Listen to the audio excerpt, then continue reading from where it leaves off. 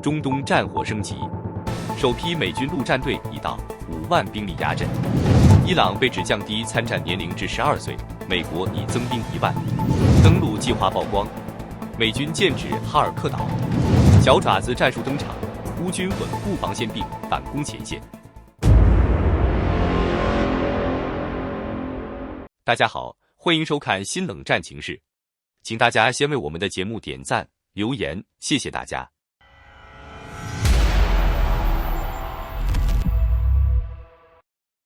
中东地区的战火仍未平息，负责统辖该地区美军行动的美国中央司令部表示，美军陆战队已搭乘2栖突击舰的黎波里号抵达中东战区。综合外媒报道，中央司令部指出，的黎波里号作为第31陆战队远征支队的旗舰，舰上搭载约3500名水兵与陆战队员，同时配备包括 F-35B 战斗机、MV-22鱼鹰运输机以及多型攻击直升机在内的航空力量。该舰已于27日正式进入中央司令部管辖范围内的作战区域。与此同时，另一艘2栖攻击舰全狮号也已接到命令，从美国加州圣地亚哥启程前往中东，舰上搭载的是第11陆战队远征支队。这2艘排水量均超过4万吨的大型舰艇，虽然同为搭载陆战队远征支队的核心平台，但在作战定位上存在明显差异，前者更强调航空兵力的投送与打击能力，后者则更偏重传统2栖登陆与运输功能，形成互补关系。已经部署到中东的德黎波里号属于美利坚级2栖攻击舰，于2020年正式服役。该级舰取消了传统用于释放登陆艇的警卫甲板，将内部空间集中用于航空作业，可搭载包括 F-35B 战机、MV-22B 轻转旋翼机以及 CH-53K 重型运输直升机等多型航空装备。在闪电航母运用模式下，该舰可以 F-35B 为核心进行配置，最大搭载数量约20架，从而提供制空权争夺与对地打击能力。不过，其缺点也十分明显，无法直接运载和投送登陆艇。相比之下，目前仍在太平洋航行的全狮号属于黄蜂级2栖攻击舰，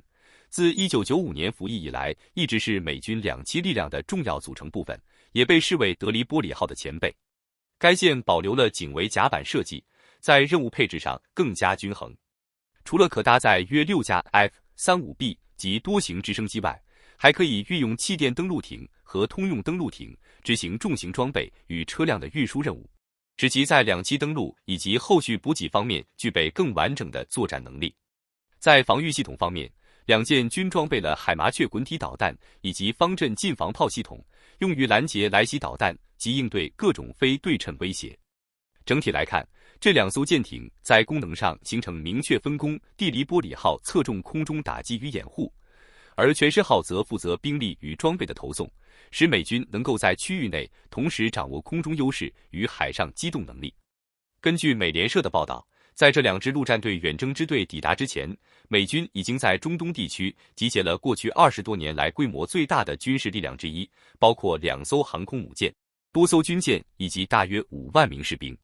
在国际冲突中，作为独立军种的美国海军陆战队之所以成为白宫优先动用的应急力量，关键在于其行动上的程序灵活性。通常而言，美军若要进行大规模跨国部署，需要经过复杂的国会审查与动员程序，但在现行法律框架下，总统拥有优先调动此类部队的许可权，这大大缩短了从决策到执行的时间，使其能够迅速应对突发的外交与安全危机。这种快速反应能力与陆战队的部署模式密切相关。尽管陆战队与海军同属美国海军部体系，但2者在战术指挥上彼此独立，海军负责掌控海上力量与制海权，而陆战队则专注于2栖登陆及地面作战任务。由于陆战队长期随2栖舰队在全球海域执行部署，其部队在和平时期就已处于靠近潜在冲突区域的前沿待命状态。这种部署方式使其无需进行漫长的跨州调动，便可迅速投入行动，相比驻扎本土的部队具备更高的反应速度。在战术层面，陆战队具备独立的空地一体作战能力，即便深入内陆作战，也能依托海军舰艇提供火力与后勤支援，从而降低对其他军种的依赖。在外交层面，陆战队更被视为美国安全承诺的直接体现。从撤离侨民到保护外交机构，其具备独立执行登陆与安全保障任务的能力，能够在危机时刻迅速落实华盛顿的政治意图，这也是其长期活跃在全球热点地区的重要原因。这种融合了优先部署许可权、前沿海上待命以及独立作战能力的体系，构成了美国全球快速投送军力的重要基础。换言之，一旦陆战队出现在某一热点地区，往往意味着美方不仅仅是在关注局势，而是已经具备随时采取行动的准备。此外，为了缩短打击距离并支援针对伊朗的相关军事行动，美军还将约1/3的现役 B-1B 枪骑兵战略轰炸机前推部署至欧洲。当地时间26日，共有3架 B-1B 轰炸机飞抵位于英国的费尔福德空军基地，使该基地部署的美军轰炸机总数达到21架，成为近年来规模最大的一次战略轰炸力量集结。据军事媒体披露，此轮兵力调动旨在支援针对伊朗的实施怒火行动。与从美国本土起飞相比，将轰炸机部署至英国，可将飞往中东的航程缩短约一半，因此该基地被视为此次行动中的关键前沿节点。在武器配置方面， B-1B 拥有美军现役轰炸机中最大的内部载弹空间。近期公开的飞行轨迹以及当地目击信息显示，该机可挂载2000磅甚至5000磅级别的重型精确制导炸弹执行任务。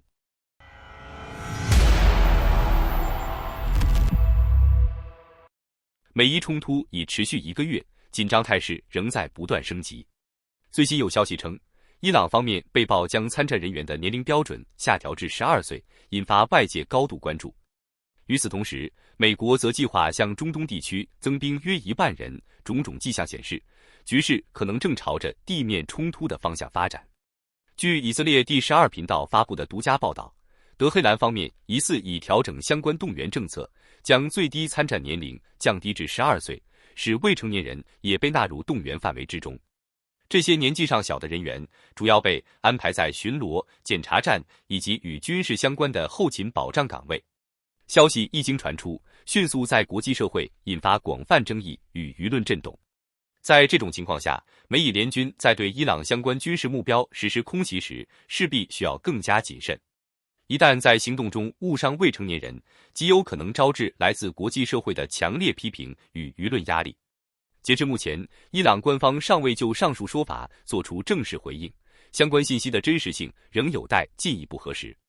不过，有观点将此与此前加沙冲突期间的情况相提并论。当时哈马斯领导人在公开露面时，常常身边带有儿童，这一现象也曾引发外界讨论。另一方面，美国方面的军事动向同样引人关注。根据 Axios 披露的消息，五角大楼正在筹划向中东地区增派最多达1万名作战部队，预计将在这周做出最终决定。这也被外界解读为白宫正在认真评估对伊朗发动地面军事行动的可能性。更早之前已有消息称，美军精锐的第82空降师已有约3000人抵达中东地区，作为前期部署力量。自3月12日以来，美国空军的 C-17A 重型运输机至少执行了35架次飞行任务，持续向中东输送兵力与各类军事装备，为后续行动提供支撑。不过，也有分析认为，这些部队未必会直接对德黑兰发起空降突击，而更可能将战略重点放在霍尔木兹海峡的关键节点上，例如掌控伊朗石油出口命脉的哈尔克岛，以及具有重要战略意义的大通布岛、小通布岛和阿布穆萨岛都可能成为潜在目标。与此同时，美以方面的空袭行动仍在持续推进，近期的打击重点主要集中在伊朗海军相关力量。有消息称，隶属于伊朗革命卫队的海军司令阿里雷扎·坦西里已在以色列实施的定点清除行动中身亡。此人被认为是伊朗方面负责封锁霍尔木兹海峡的重要人物之一。长期以来，坦西里对美国持强硬立场，曾多次公开表示将对来犯的美军进行强力打击。此外，伊朗首都德黑兰近期也频繁遭到大规模空袭，以色列战机多次出动，对目标实施密集轰炸，并通过超低空飞行的方式规避防空系统的拦截。据描述，在最为激烈的时段，德黑兰上空几乎每隔10分钟就会传出剧烈爆炸声，城市夜间局势高度紧张。此外，在巴黎出席7大工业国集团会议后，美国国务卿卢比奥对外表示，美国方面已经与伊朗现有的权力体系进行过信息沟通。他指出，我们确实与伊朗方面保持了一定程度的讯息往来，无论这个体系目前还剩下多少运作能力，这些接触都表明，对方在某些议题上是愿意展开对话的。在谈及军事行动时，卢比奥强调，美国具备在不动用地面部队的情况下达成既定目标的能力。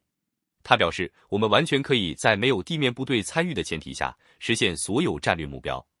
但与此同时，我们始终会做好充分准备，确保总统在任何情况下都拥有最大的决策空间，并能够根据局势变化灵活调整策略。卢比奥在接受记者采访时进一步说明，总统必须为各种突发情况预留应对选项。他直言，总统需要为多种可能出现的突发局势做好准备，至于具体内容，我不会在媒体面前展开讨论。他还补充称，无论美国最终是否选择派遣地面部队，华盛顿方面针对伊朗的整体军事目标，预计将在未来2周内基本完成。他表示，在接下来的几周里，当我们完成当前行动之后，对方的整体实力将会比近期任何时候都更加削弱。除了军事层面的表态，卢比奥还提到，美国在外交层面已取得一定进展，尤其是在盟友协调方面。他指出，各方正共同反对伊朗方面针对霍尔木兹海峡航行船只收取所谓通行费的做法。他强调，这种行为不仅缺乏合法性，而且完全不可接受，同时还对全球能源运输安全构成潜在威胁。卢比奥表示，这一问题已经在 G7 会议上引发广泛关注，并获得多方支持。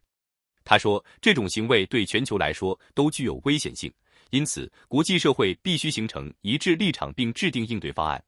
在本次会议上，我明显感受到许多国家都支持对伊朗这一计划表达反对立场。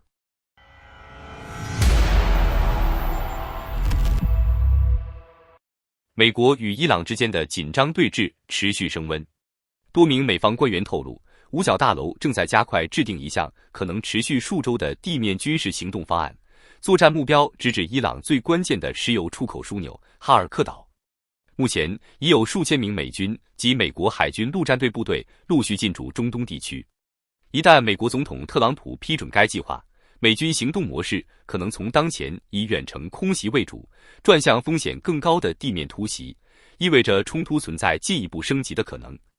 尽管特朗普多次在公开场合表示当前没有派遣地面部队的计划，并强调仍希望通过谈判方式结束冲突，但白宫方面的表态依然强硬。白宫新闻秘书卡罗琳·莱维特于24日警告称，如果德黑兰当局拒绝放弃其核计划，并持续对美国及其盟友构成威胁，华盛顿方面已经准备好对伊朗释放地狱般的打击。他同时强调，目前五角大楼的军事部署主要是为总统提供最大化的战略选项，并不意味着最终决策已经做出。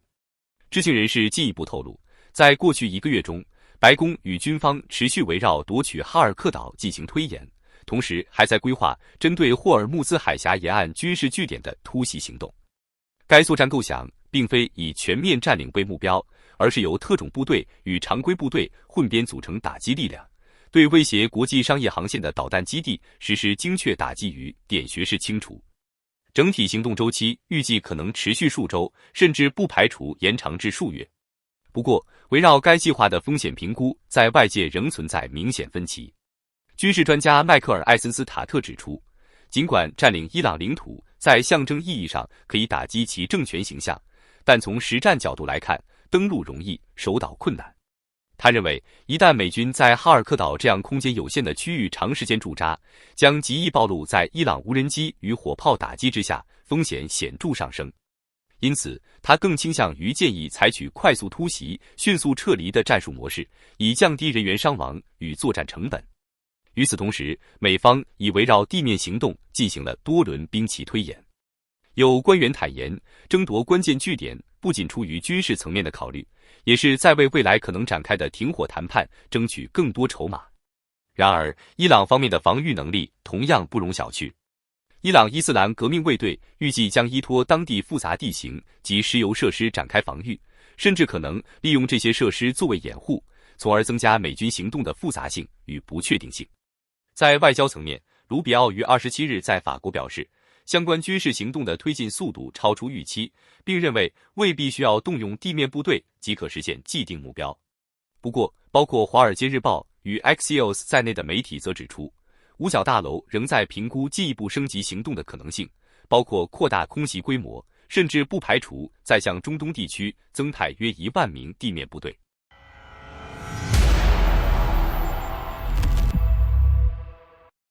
近期，乌克兰明显加大了对俄罗斯纵深目标的远程打击力度。